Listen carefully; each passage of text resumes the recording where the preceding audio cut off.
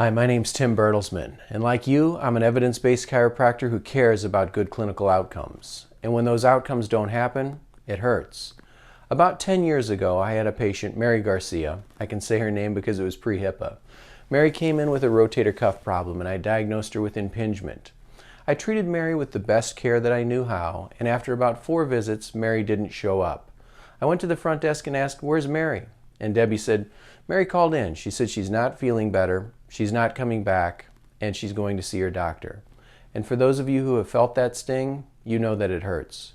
At that point, I knew I needed to change my treatment recipe for shoulder impingement.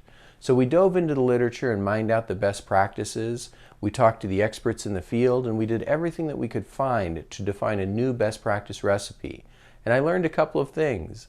I learned that my treatment should be changing from an itis model of inflammation to an apathy model of degeneration.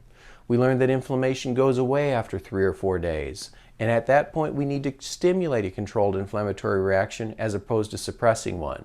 So the treatment should have been changing from ultrasound and ice and rest into things that generate that reaction, more like dry needling, transverse friction massage, IASTM, cold laser, and shockwave therapy. I also learned about something called scapular dyskinesis, meaning that if the shoulder blade didn't rock out of the way, it was unlikely that I would ever solve that problem.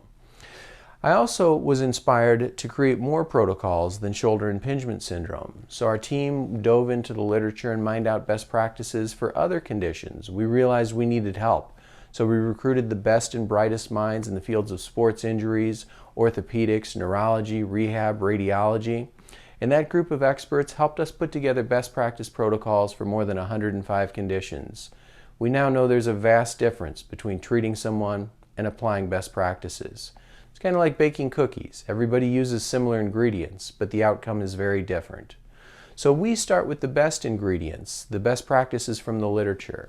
But more importantly, we allow the providers in the field to customize and refine those recipes into real-world best practices.